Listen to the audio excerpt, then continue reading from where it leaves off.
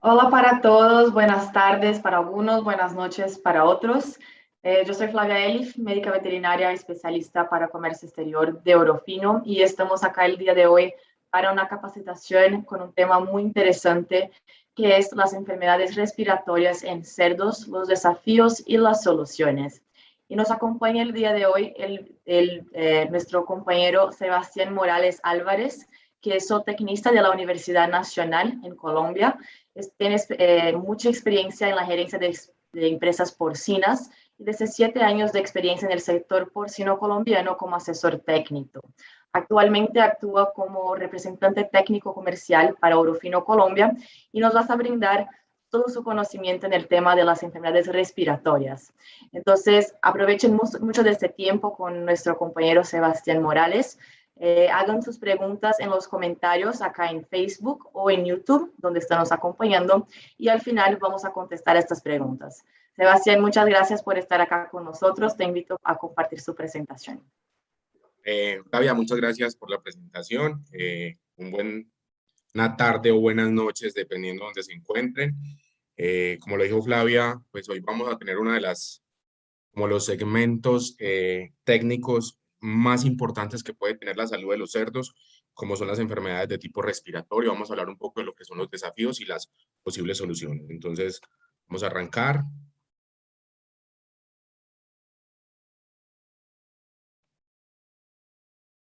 Tenemos ya la presentación completa, Flavia. ¿Se ve bien?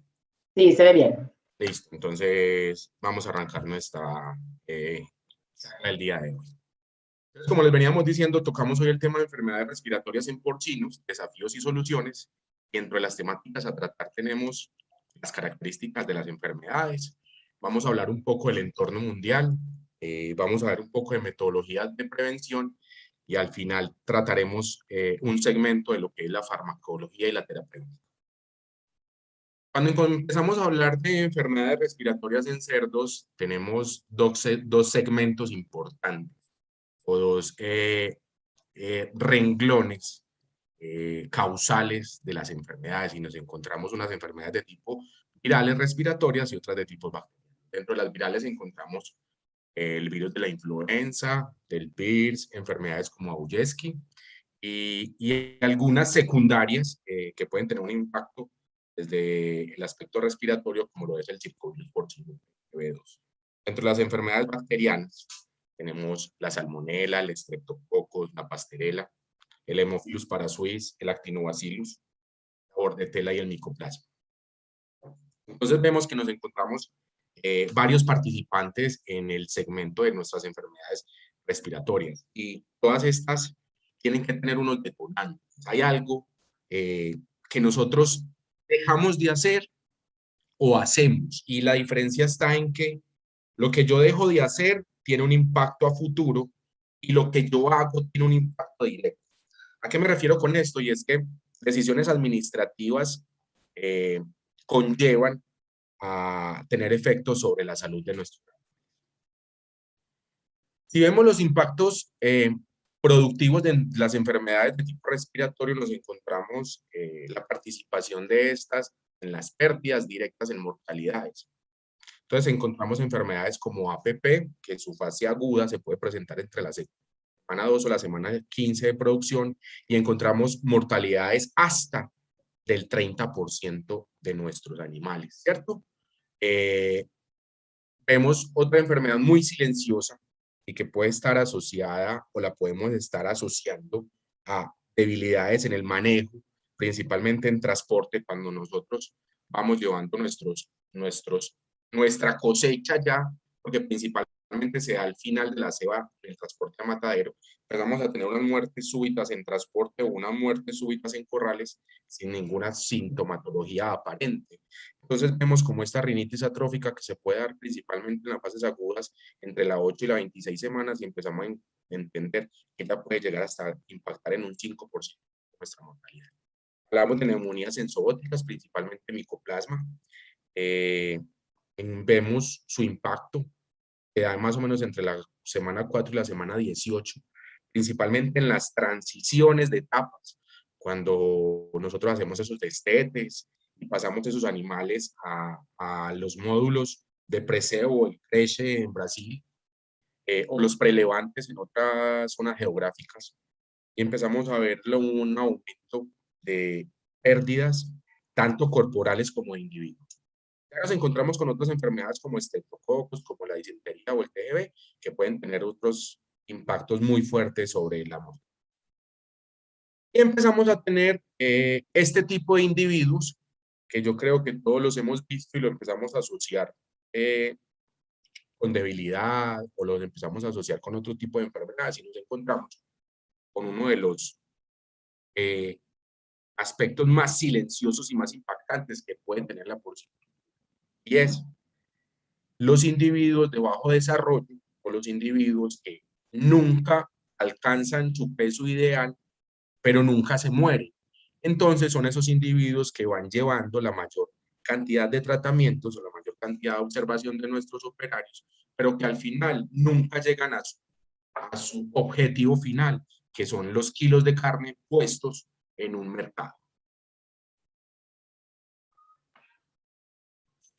Vamos a empezar a hablar de nuestra primera enfermedad, neumonía enzootica, micoplasma, agente causal. La bacteria micoplasma es el patógeno más importante de la producción mundial. Yo creo que podemos llegar hasta que el 75% de las granjas en el mundo pueden estar infectadas. Su principal sintomatología es la tos seca, un ligero aumento de temperatura en su fase aguda, una reducción importante del consumo, una pérdida de condición corporal. Pero adicional a esto es el punto de partida para que entren enfermedades coadyacentes como lo es la pastera de la hiel. Nuestro micoplasma, que es un agente endémico de la mayoría de nuestras instalaciones, está muy asociado también a esos cambios de etapa de cada uno de nuestros individuos. Como lo dijimos anteriormente, estas acciones que yo dejo de hacer hacen que el nivel inmunitario de mi población se reduzca, permitiendo o abriendo la posibilidad al ingreso de enfermedades. Una de ellas, el micoplasma.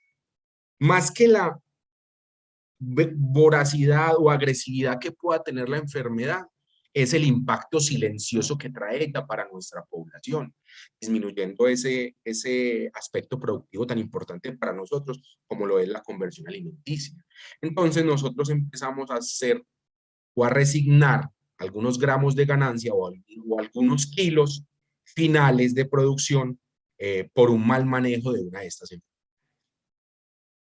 Tenemos como siguiente participante en este abanico de enfermedades porcinas, tenemos la enfermedad de la influenza, causado por el virus del mismo nombre, influencia suina.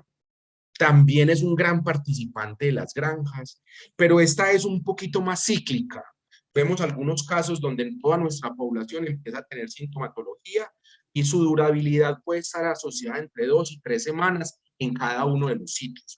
¿Cómo se presenta normalmente? Unas altas temperaturas en los cerdos, unos bajos consumos de alimento, un aumento en el consumo de agua, principalmente en los 2 o 3 primeros días de la enfermedad, un aumento de toses, pero a diferencia del micoplasma, esta tos es asociada a flemas, ¿cierto? Mientras que la tos del micoplasma es una tos seca, que sentimos que el animal tose desde muy adentro de su organismo.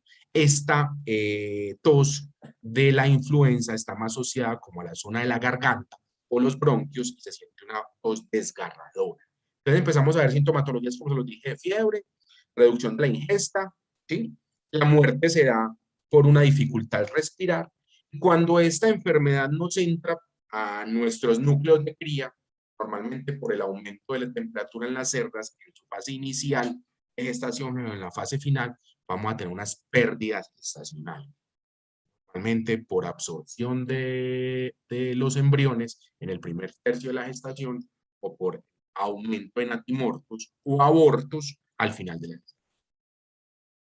Hablamos de la gracirela y con uno de los agentes más complejos de manejar en porcicultura y uno de los más hábiles para moverse dentro de las poblaciones, se llama Haemophilus paratricium.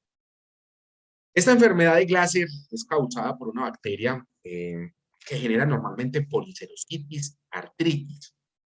especialmente en lechones, y que en su fase aguda nos va llevando nuestros animales a tener un compactamiento de la zona torácica que impide el buen desarrollo del sistema respiratorio, por ende pierden la capacidad de mover oxígeno en la sangre. Entonces casi que estos animales mueren por asfixia. Nos encontramos en los momentos de la necropsia como si fuera una especie de telarañas que nosotros llamamos fibrinas o fibrosis, y empezamos a encontrar órganos adheridos principalmente a costillas, o encontramos un paquete total donde están adheridos el corazón, los pulmones, en un solo paquetico, impidiendo o disminuyendo la capacidad que tiene el organismo en su circulación, principalmente en su respiración. Puede estar también asociado a efectos de meningitis cuando la bacteria atraviesa la barrera hematocefálica y coloniza las meninges. Entonces, en el momento de la lactancia o en el preceo, empezamos a encontrar muchos animales con este síndrome que nosotros llamamos pedaleo. ¿Listo? Encontramos un engrosamiento de la pared o del primer tejido cardíaco, encontramos una endocarditis, y la fase más silenciosa de esta enfermedad es cuando se nos manifiesta en artrosis, porque empezamos a ver un aumento en el tamaño de de las articulaciones de nuestros individuos, y empezamos a ver cómo estas coyunturas se nos van llenando de unos líquidos que normalmente se convierten en abscesos, pero que son difíciles de tratar bien. Normalmente estos miembros no es que se nos pierdan, pero sí se nos atrofien. Estos animales en el proceso de producción se nos van quedando, se nos van volviendo esos individuos que nosotros volvemos muy recurrentes en las enfermerías porque permanecen mucho tiempo sin la capacidad de movilización. Actinobacillus pleuroneumonía, otro de nuestros agentes importantes en las enfermedades respiratorias, más conocido como APP, es causada por esta bacteria, Actinobacillus. Principalmente ataca muy fuerte con mortalidades elevadas, afecta directamente el crecimiento, y tiene varias formas. Tiene una forma aguda o hiperaguda, tiene una forma crónica, donde vemos que los signos clínicos pueden variar o varían demasiado según la manera como ya se manifiesta, ¿cierto? Normalmente las muertes se dan súbitas y encontramos en necropsia normalmente el principal caso es que encontramos una espuma en las vías nasales sanguinolenta. Cuando abrimos tráquea encontramos esta misma secreción a nivel de pulmones, bronquios totalmente hemorrágicos y los pulmones llenos de líquidos. En la fase aguda no hay tanta mortalidad, los signos clínicos son menores, empieza a haber una pérdida de condición de los individuos, encontramos una sintomatología muy común que nosotros denominamos salto. Los animales empiezan a verse con la dificultad y con un movimiento abdominal constante, normalmente asociado a fiebre. Empezamos a encontrar unas coloraciones en orejas, perdón, me vuelvo aquí un instante, empezamos a ver individuos como este, donde empezamos a ver el tórax muy marcado, las costillas, vemos este espacio entre lo que nosotros llamamos el jamón y la costilla, muy pronunciado, principalmente secreciones en los ojos y una coloración rojiza en las orejas. Ya la formación crónica o la forma crónica de esta enfermedad se da principalmente con tos, retraso en el crecimiento, lesiones pulmonares que se presentan normalmente en necropsia o en la cadera. Esta es una de las enfermedades más impactantes y más difíciles de controlar en nuestras poblaciones. Voy a hacer mucho énfasis en el tema de los manejos, porque normalmente las enfermedades respiratorias, las enfermedades presentes en porcinos, tienen unos impulsores, tienen unos dilatadores de su eficacia o eficiencia. Cuando llamo eficacia y eficiencia no es bueno. Estoy diciendo que estos aspectos ayudan a potencializar la agudeza de la presencia de estas enfermedades dentro de nuestros productos. Vamos a tocar este síndrome y de pronto en Brasil solamente lo han escuchado y ojalá no lo vayan a padecer en algún momento, pero nosotros en Colombia, Ecuador, toda la parte de Centroamérica, México, República Dominicana, Panamá, padecemos esta sintomatología o este síndrome y es el virus del PIRS. Y como su nombre lo dice, es un síndrome reproductivo y respiratorio del cerdo. Es una enfermedad de origen viral, normalmente causa impactos muy grandes desde la parte reproductiva, natimortos, momias, retornos al celo. Pero en la parte de lo que es el levante, el preseo y los lechones, tiene un impacto respiratorio muy agudo. Y es porque este virus abre todas las ventanas inmunológicas, le tumba todas las defensas a este individuo y abre un segmento muy grande para la entrada de otras bacterias como la bordetela, la pasterela, Staphylococcus, Streptococcus, causales de casi la mayoría de enfermedades que vimos anteriormente. El virus del PIRS tiene diferentes cepas y a través de las identificaciones que hemos hecho o que se han hecho en laboratorio, todas tienen unas fases de contagio distintas. Tenemos un virus muy agresivo como es el virus norteamericano. Tenemos un linaje europeo que es un poquito más tranquilo. Y ya tenemos unas cepas diseminadas a través de Sudamérica, Centroamérica, que tienen unas manifestaciones diferentes y normalmente esta enfermedad se presenta por oleadas. Está asociada a los manejos y a los manejos débiles de bioseguridad, los movimientos de individuos negativos. Ahorita hablamos un poco de qué es un movimiento de individuo negativo. Y a las dificultades en transporte.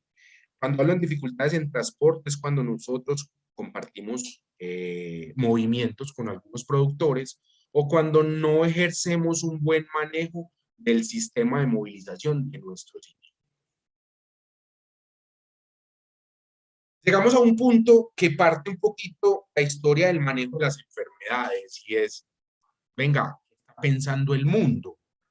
Y nosotros nos volcamos a que no solamente es el hecho de conocer la enfermedad, hablar etológicamente de cómo es el virus, cómo se comporta, cuántas cadenas de proteína está formado, cuáles son los principales medicamentos que van a ayudarme a curar o a manejar la enfermedad, sino yo qué voy a hacer como productor para disminuir el impacto o hacer el control de las enfermedades que pueda yo tener hoy y disminuir el riesgo que yo pueda tener de contaminarme con otras enfermedades.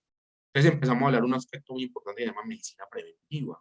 Y esa medicina preventiva es un derrotero de unas prácticas que me ayudan cada día a ser mejor.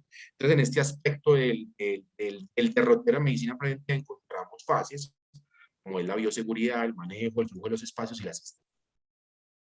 Entonces, tenemos unos puntos críticos dentro de nuestras explotaciones y encontramos nuestra ubicación, cómo es el nivel de mi bioseguridad, cómo está mi salud previa al ingreso, cómo estoy manejando esos flujos, cómo es mi densidad en área, agua y aire, y todo esto está asociado al bienestar animal.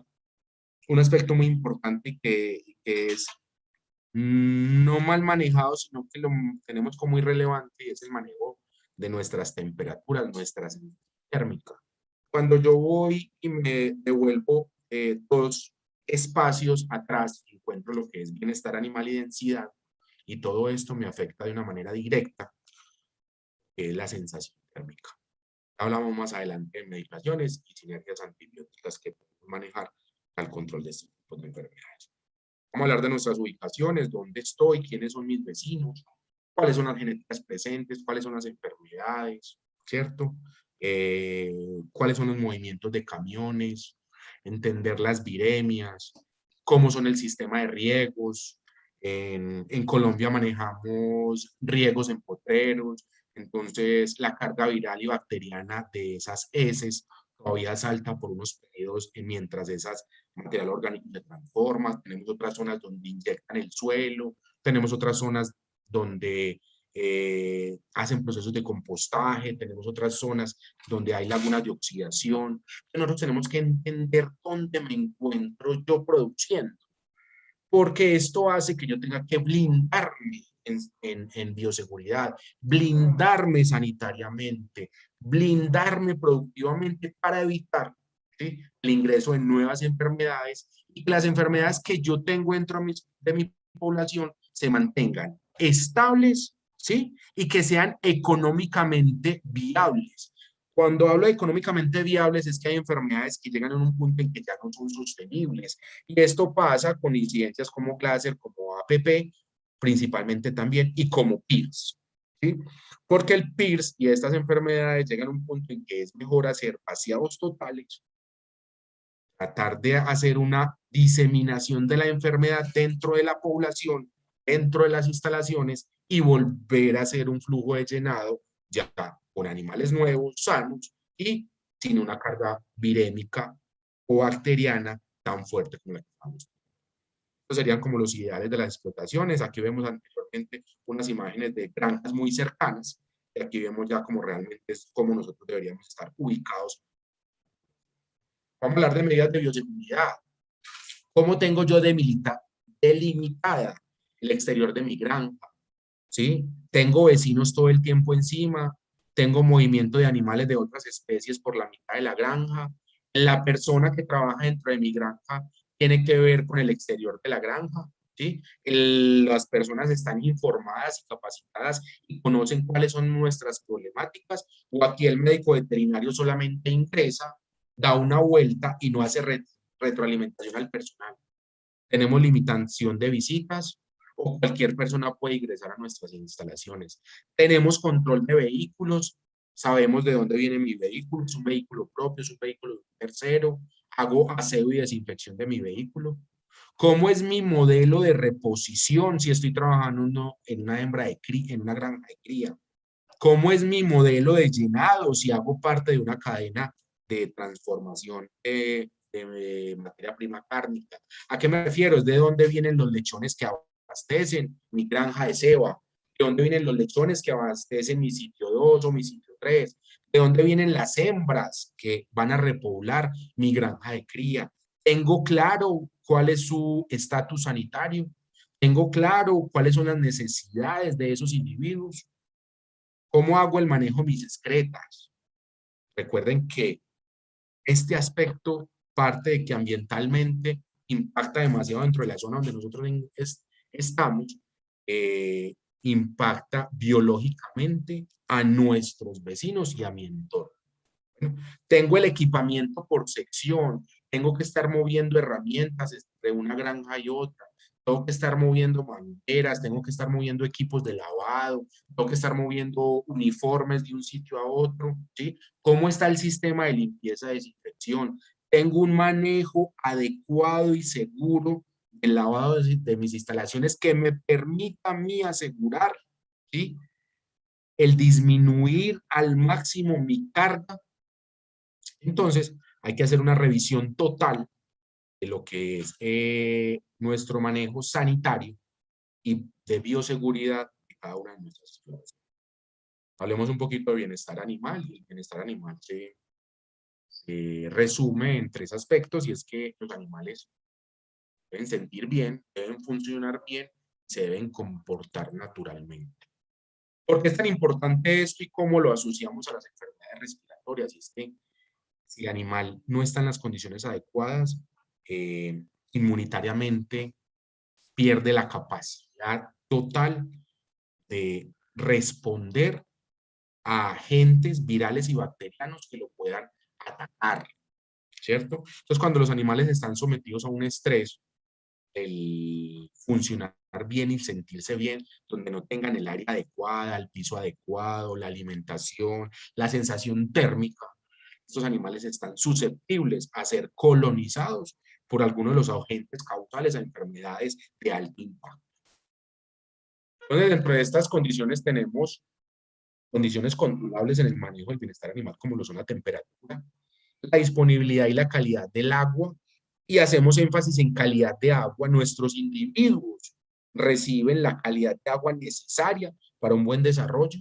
Recuerden la cantidad de agentes bacterianos principalmente que pueden ingresar por los aguas. Hablamos de salmonella, de E. coli, hablamos de bordetela, podemos hablar de pasterelas también asociadas a estas tipos de agua.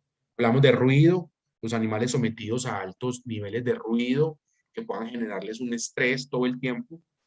Parte importante en nuestra densidad en corrales, disponibilidad del alimento. Ahora que estamos pasando estas épocas de pandemia, tuvimos que someter a nuestros individuos por falta de materias primas para la producción de alimentos concentrados. Tuvimos que bajar raciones, tuvimos que balancear mejor nuestras dietas, ¿cierto? Tuvimos o tenemos todavía desabastecimiento de algunas materias primas importantes para la producción de estos alimentos. Entonces, todo esto hace que nuestros animales inmunitariamente se vean suprimidos, se vean deprimidos, que haya un espacio que lo puedan aprovechar algunos agentes causales de enfermedades. Las condiciones de humedad y confort, recuerden que las bacterias, principalmente, son felices en ambientes altos en temperatura, pero también altos en humedad. Entonces nosotros tenemos una mala costumbre y es que asociamos a que el buen manejo del cerdo es mayor cantidad de agua que yo les eche o que yo los bañe, que yo lave mis corrales, entre más limpio mi corral a punta de agua, ¿sí? Visualmente para mí está mejor. Y muchas veces aumentamos esas condiciones biológicas que tienen algunos agentes para proliferar y aumentar principalmente enfermedades de tipo respiratorio.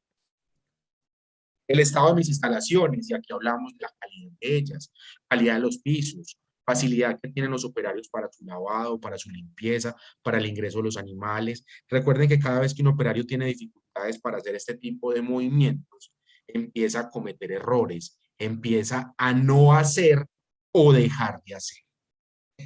Cuando hablemos las prácticas de salud, es de qué manera yo tengo un manual desarrollado para controlar este tipo de enfermedades, como en mi plan vacunal, a cuánto yo hago medicaciones preventivas, qué tipo de enfermedades yo tengo, cuáles son los medicamentos que yo normalmente uso, cómo es el equipamiento que tengo para la aplicación de estos medicamentos, cómo están mis agujas, cómo están mis jeringas. Mi personal está capacitado para hacer estas prácticas en salud. Y empezamos a hablar de otro tipo de salud. Y aquí vamos, es previa al ingreso. ¿Cómo es mi modelo de llenado? Mis animales llegan de todas partes. Yo soy de esas personas que me gusta aprovechar las posibilidades del mercado y tengo unas instalaciones que voy aprovechando tiempo determinado y voy comprando animales que me van ofreciendo en la zona y voy llenando.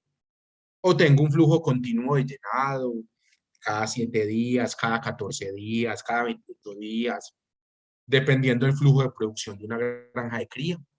Tengo periodos de vaciado sanitario, o sea, me permito que mi instalación entre en un periodo de desinfección, aseo, limpieza, organización, y después de cumplir con estas 3 o 4 características, hago una sanitización del ambiente y permito que los ciclos normales bacterianos y virales se rompan. O me aseguro de mi efectividad del lavado y mi desinfección. Conozco hasta dónde mi producto desinfectante es capaz de llegar. Tengo historias del sitio, conozco cuáles son las enfermedades que se han presentado dentro de mis instalaciones.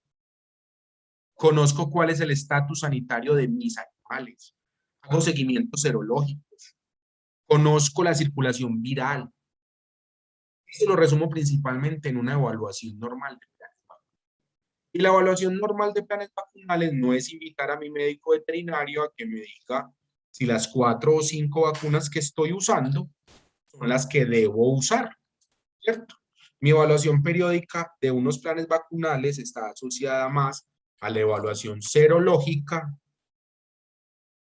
evaluación en necropsias en campo, evaluación en animales en matadero y evaluación de, eh,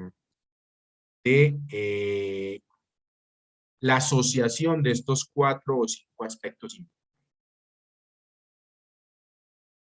En este flujo de ingreso debemos tener en cuenta algunos errores muy comunes. Tenemos unas recrías colectivas, tenemos un corral donde vamos metiendo individuos de 3 y 4 edades mientras ellos se van llenando o ellos van tomando el peso final que yo necesito para vender. Voy también, un error muy común es que yo voy llenando mi granja y mi granja se va llenando y yo empiezo a sacar mis animales gordos, pero el mercado no me permite a mí terminar de llenar la granja o terminarla de vaciar.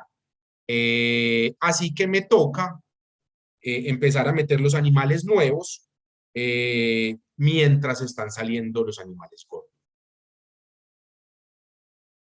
También tenemos granjas que están en este momento sin sitios indicados para el manejo de los animales enfermos. Nos toca tirar los animales que tengo o cojos o de baja condición o presentando alguna sintomatología en los pasillos. Entonces nunca vamos a lograr recuperar este tipo de individuos porque no le estamos dando las condiciones. Y tenemos un animal circulante con enfermedades cercano a unos animales que están óptimos de salud. Tenemos algunas visitas innecesarias, tenemos el familiar, el amigo, el vecino, el chismoso, ¿sí? Acordémonos que, o recordemos que todos los animales generan curiosidad, pero nosotros tenemos que cuidar la salud de nuestros animales, pero también tenemos que cuidar nuestro bolsillo.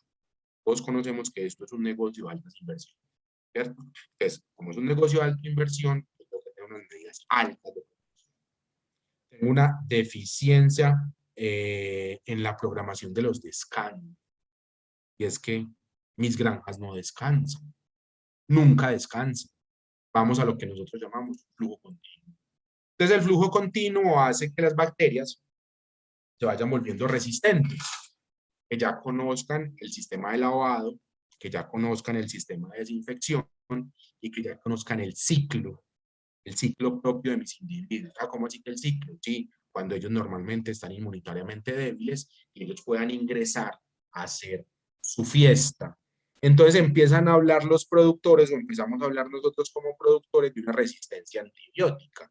Y resulta que nosotros hicimos una secuencia de errores que permiten que estos agentes nos vuelvan a nosotros no resistentes, sino que se nos vuelvan inteligentes y se comporten en el momento ideal, ¿sí? Que más estragos nos llegan a hacer. Vamos a hablar de otro tema muy importante y es la densidad por áreas. Y aquí nos damos cuenta que el mercado nos llevó a nosotros a aumentar nuestro peso final, pero muy pocos de nosotros aumentamos el área de los individuos. Entonces seguimos produciendo los mismos 130, 125 kilos en la misma área y con el mismo número de individuos donde metíamos animales en 95, 100 y 105 animales, ¿cierto? Y la densidad no solamente es el área que yo tengo en el piso, sino que la densidad también son los metros cúbicos de aire, también es la cantidad de agua que yo tengo disponible para mis animales. Y también le tengo que dar un espacio para que, recuerden de los 3 aspectos importantes que tenía la bioseguridad, que él se comporte bien, pueda descansar, tenga buen acceso al. Entre más peso tienen mis corrales, mayor energía interna tiene, mayor sensación térmica, mayor cantidad de humedad y mejores condiciones tiene para la proliferación. ¿Listo? Aquí les quiero regalar este término, de pronto si hay personas de Ecuador, lo habíamos tocado en una charla anterior, y hablábamos de la sensación térmica. Y la sensación térmica es la relación que hay entre la temperatura y la humedad. Y es la capacidad que tienen los individuos o los organismos de percibir, ¿sí? El calor. Y nosotros normalmente en nuestras granjas lo que tenemos son unos termómetros medidores de temperatura. Y como practicidad lo ponemos en uno de los ingresos de nuestros galpones o lo ponemos en la mitad del pasillo. Y realmente la necesidad de medir la sensación térmica o la temperatura que están recibiendo nuestros animales es ponerlos al nivel de ellos, ¿cierto? Aquí les voy a mostrar una gráfica de cómo se mide una sensación térmica. Y aquí medimos la temperatura con relación al porcentaje de humedad que tienen nuestros galpones. Entonces, si normalmente nosotros estamos en una zona centro y tenemos una temperatura promedio más o menos de 33 grados, pero tenemos una humedad relativa por encima del 80, podemos tener momentos hasta de 50 grados de temperatura. Si yo voy y me fijo en el termómetro de máximas y mínimas que puedo tener en mi galpón, está marcando 34 y yo le puedo decir al operario tranquilamente, no le baje mucho las cortinas porque están bien. O si me encuentro en unas zonas de altiplano, como puede ser Perú, Ecuador, Colombia, que podemos tener granjas por debajo de los 18 grados, entonces les decimos a ellos, no, suba las cortinas, porque puedo estar a 17, 18 grados con una humedad relativa por encima del 90 y mis animales pueden estar a 23, 24 grados. 23, 24 grados para un animal de ceba, a una temperatura como estas, la cantidad de oxígeno que hay circulante en el ambiente es mucho menor. Entonces empezamos a tener la necesidad de medir, ¿sí?, nuestra curva y nuestra relación que haya entre la sensación térmica y la humedad. ¿Por qué? Porque este aumento de temperatura y aumento de humedad se nos vuelve un caldo de cultivo para nuestras bacterias que nos causan enfermedades respiratorias y que sabemos que tienen un impacto directo contra nuestra producción. Bueno, entonces vamos a ver cuáles son las soluciones que tiene Ourofino para el segmento de enfermedades respiratorias. Y nos encontramos 5 participantes muy importantes. Entre ellos tenemos 3 antibióticos, 2 antiinflamatorios, que normalmente nuestra recomendación es que empecemos a combinar, que combinemos un antiinflamatorio con un producto antibiótico que nos permita a nosotros potencializar el efecto curativo o preventivo de nuestros productos o de los productos. Encontramos en el primer segmento uno de los productos importantes. Un Lactofur es un sectiofur clorhidrato al 10%. Antimicrobiana inyectable a base de sectiofur. La base de este sectiofur es un sectiofur clorhidrato. Tienen presentación de 100 ml, algunos mercados tienen presentación de 5. Nosotros, ¿cómo lo recomendamos? Y aquí empezamos a hablar de planes preventivos. Y hago énfasis en preventivos porque prevenir es más barato que curar. Así salga como un coloquio, como una frase de esas de cajón que usamos nosotros, pero yo a mi lechón le pongo 0.2 o 0.3 ml del producto al nacimiento y le puedo poner 0.5 al momento del destete. Pero cuando este lechón ya tiene una enfermedad bacteriana, ya no le pongo el 0.7 que le había puesto, sino que me toca ponerle 2, 3 o 4 centímetros según el peso. Y si la enfermedad está muy aguda, se lo tengo que repetir 2 o 3 veces. Una de las principales características de este producto es que es muy fuerte en todos los desafíos respiratorios. Trabaja muy bien sobre bacterias como la salmonela, la pasterela, la lactobacillus. También funciona muy bien sobre problemas de piel, meninges. Es una de las moléculas de última generación y su concentración es ideal para hacer tratamientos de única piel. Normalmente, perdón, no me vuelvo acá. Normalmente este producto tiene un tiempo de retiro de 1 día, lo que me permite a mí usarlo en cualquier etapa productiva de los cerdos, porque me permite a mí tomar decisiones para la salida a sacrificio de uno de mis individuos. No tenemos esa restricción que puede tener algunos otros productos que tienen que cumplir tiempos de retiro por encima de 20 días. Hablamos de nuestro siguiente producto, Resolutor. El mercado colombiano, esto va a ser uno de los próximos lanzamientos. Es una marvofloxacina al 20%, es una molécula, yo creo que de las más lindas que puede tener el mercado de la porcicultura hoy a nivel mundial. Es una fluoroquinolona de tercera generación, exclusiva en medicina veterinaria. Tiene un amplio espectro gram positivo y gram negativo y tiene una alta sensibilidad bacteriana, baja resistencia. Su concentración la hace única del mercado. Penetra muy bien los tejidos inflamados, no tiene ningún, o sea, viaja muy bien. Entonces hay una respuesta muy fuerte en los tratamientos. Aplicación intramuscular, 1 ml por cada 25 kilogramos de peso vivo, dosis única, y trabaja muy bien sobre enfermedades respiratorias. La rápida acción solamente tiene 4 días de retiro. Miren que lo que hemos mostrado en estos dos productos, que son, creo que nuestros líderes para el manejo de enfermedades respiratorias, que tienen muy bajo tiempo de retiro y un alta E.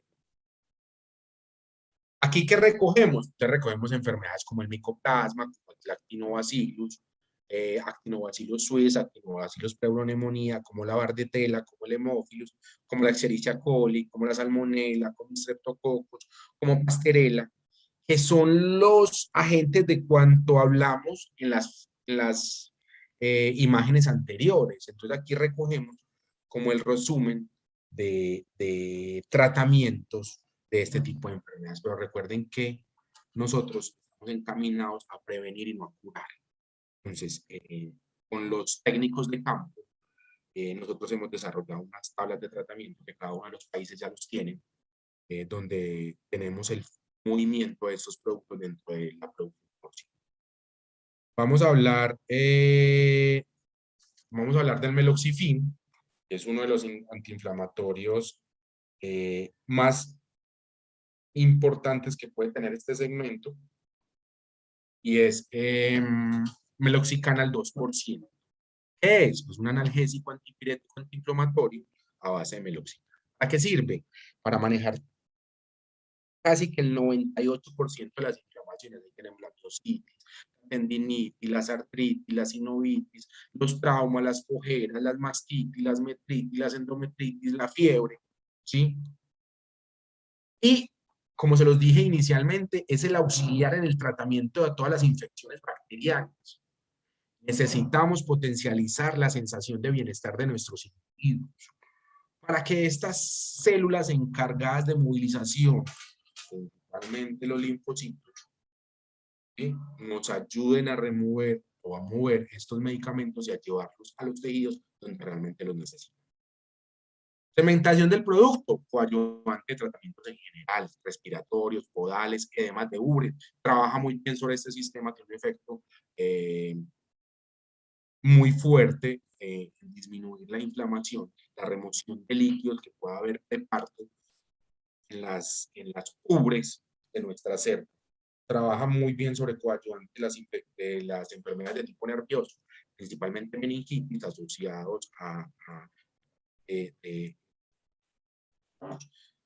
muy bien como coadyuvante de tratamiento. Hablamos de nuestra oxitetraciclina premium. Es una oxitetraciclina de hidrato en 20 miligramos con un coayudante que es un diclofenaco sódico de 1. La concentración, como ya lo hablamos, es de 20 miligramos, 1 gramo de diclofenaco. Y este diclofenaco nos ayuda a disminuir la sensación de dolor y a manejar el primer momento de sensación de bienestar de los individuos. Aquí vemos las diferencias que pueden tener las oxitetraciclinas. Vemos las oxitetraciclinas tradicionales, que podemos ver que tienen una duración máxima de 28, 30 horas de acción. Tenemos una farmacocinética muy corta, ya no llega a las unidades interesantes. Habría que potencializar su aplicación cada 24 horas por un periodo de 3 a 5 días. Vemos las oxitetraciclinas clorhidrato, que vemos que tienen un aumento muy fuerte ellas, desde su aplicación, el periodo de acción es muy rápido, pero van cayendo alrededor de las 50 horas. Entonces, si estamos haciendo un tratamiento agudo, un tratamiento fuerte, una infección uterina, un tema de erisipela, un tema un tema de fiebres asociadas a retenciones, ¿sí? Principalmente en animales adultos, vemos que tenemos que aumentar la aplicabilidad. Ya cuando vemos una oxitetraciquina dihidrato, vemos que su efecto es un poco más lento en los niveles plasmáticos en sangre de su accionar, pero vemos ella cómo mantiene en el tiempo la duración y la efectividad. ¿Listo? Vemos que está por encima de las 72 horas, pues brindando una sensación mucho más de bienestar coayudada con el diclofenaco, pero a la vez manteniendo los niveles terapéuticos ideales en sangre por un periodo mucho mayor. ¿Cierto? Entonces, en esta diferenciación podemos encontrar que haciendo tratamientos con oxitetraciquinas clorhidrato o dihidrato, debemos repetir nuestra acción más o menos, dependiendo del producto que estamos usando, cada 24 horas o normalmente cada. ¿Para qué me sirven estas oxitetraciquinas? Pues tienen efectos sobre temas respiratorios, entéricos, sobre leptospira, sobre erisipela, sobre rinitis atrófica, trabajan muy bien en artritis infecciosa, en enfermedades geniturinarias. Pero cuando empezamos a ver cuáles son los causantes de estas enfermedades, nos encontramos los mismos agentes que teníamos anteriormente. Micoplasma, hemófilus, salmonella, streptococos, estafilococos. Entonces son los mismos agentes causantes de las fiestas en nuestras poblaciones. Vamos a hablar del segundo de los productos antiinflamatorios de nosotros. Aquí me faltó recordar algo en el meloxifin, y es que nuestros dos productos tienen una condición, es que se usan 1 ml por cada 5 kilogramos. Esto es demasiado beneficioso para el mercado porque me ayuda a disminuir la cantidad de medicamentos circulante dentro de los individuos. Y las concentraciones de nuestros productos son altas, lo que permite tener un excelente accionar analgésico, ético y antiinflamatorio en nuestros dos productos. ¿Cuáles son las características de este producto? Es un AI derivado de un ácido carboxílico. La acción principal de este es analgésico, tiene una buena acción antiinflamatoria y antipirética, no causa aborto, lo mismo que el meloxifin. Son dos productos no esteroidales y tiene una acción controlada. ¿Listo? Su composición y su aplicabilidad es 1 ml por cada 50 kilogramos de peso vivo, administración ideal de cada 8-12 horas y tiempo de retiro de día. Bueno, esto es como lo que traíamos hoy preparado para ustedes. De antemano darles las gracias por este espacio. Espero que la información que se haya entregado el día de hoy sea de su aceptación. Sebastián, muchísimas gracias por el tiempo, por todas las informaciones tan valiosas para que las personas puedan aumentar aún más su productividad, ¿no? Tenemos algunas preguntas acá en los comentarios de Facebook. Voy a empezar con la primera pregunta de Juan Carlos Grisales. Él nos pregunta, ¿cuál es la diferencia entre Lactofur y Resolutor? Parecen muy similares. ¿Qué los diferencia? Bueno, Flavia, y aquí tocamos un poquito los dos productos principales de nuestro portafolio hoy que tenemos para cerdos. Y realmente los segmentamos en diferentes etapas de la producción. Normalmente el Resolutor es una molécula nueva, es una molécula que no se conoce en la aplicación de medicina veterinaria, entonces le puede sacar un poquito en la efectividad al Lactofur por ser una molécula nueva, como repito, pero lo segmentamos distinto. El único agente, la única bacteria a la cual el Lactofur no es capaz de controlar es la Mycoplasma, la que el Resolutor sí es capaz de controlar. Entonces, asociamos el Lactofur a tratamientos iniciales al momento del nacimiento, como lo es la recibida de todos nuestros lechones, al momento del destete, a la aplicación del Lactofur, ¿sí? Principalmente trabaja muy bien sobre meningitis, trabaja también sobre enfermedades entéricas, y nuestro Resolutor lo segmentamos en el periodo de levanteceo, ¿cierto? ¿Por qué? Porque tiene una acción más fuerte, ¿sí? Nos trabaja los procesos micoplásmicos, nos ayuda a bajar esa carga de micoplasma. Entonces esa puede ser como la diferenciación de los dos productos. Si ustedes me dicen cómo segmento yo segmento mi cría porque la etiología de la enfermedad no es tan aguda en esa fase inicial, nos da normalmente sobre la semana 9, 10, principalmente se nos dan los cambios entre el presebo y la ceba, entonces ahí puedo hacer tratamientos más con resolución. ¿Listo? Y el campo de acción de los dos productos, siendo dos productos de alta concentración, de alta eficacia, está limitada para el lactofur en el micoplasma, pero potencializada en el resolutor. Perfecto, Sebastián, muchísimas gracias. Tenemos una otra pregunta de Idiez Cruz Crubero. Pregunta, en el caso de granjas de cría que aún no hayan presentado sintomatología o mortalidad por alguna de las enfermedades respiratorias, ¿es necesario vacunar de manera preventiva? Flavia, ahí nos vamos y voy a hacer un símil con los humanos, ¿cierto? Yo llevaría a mis hijos sin vacunas a la edad adulta, no los llevaría, ¿cierto? Cuando yo ya tengo una población en masa, que estoy teniendo un flujo continuo de lechones, yo tengo que estar cubierto a las principales enfermedades que presentan mis cerdos. ¿Cuáles son? Como mínimo, yo protejo mis hembras de cría contra parvovirus, la que nosotros llamamos la triple reproductiva, parvo, leptoerisipela, o dependiendo pues lo que es el mercado, protejo contra E. coli. Cuando yo voy a mis lechones, entonces ya tengo una protección contra circovirus, circovirus PSV2, ¿sí? Hoy la alternativa más fuerte es PSV2B porque el PSV2A ya no se comporta de la misma manera que anteriormente. Vacuno contra micoplasma, una vacuna que me permita a mí llegar hasta las 26, 27 semanas de ceba, que sean unas cepas últimas, nuevas de generación, ¿cierto? Y empiezo a entender mediante serologías, mediante hallazgos de necropsia con mis técnicos de campo, con mi médico veterinario de confianza, cuáles son las enfermedades que se me están manifestando, ¿cierto? Porque nosotros podemos obviar algunas casuísticas o algunos efectos de las enfermedades y lo obviamos en decir, el animal no se desarrolló bien, entonces no llegó al peso final y lo vendí como una cola, ¿sí? O lo descarté en algún momento del proceso.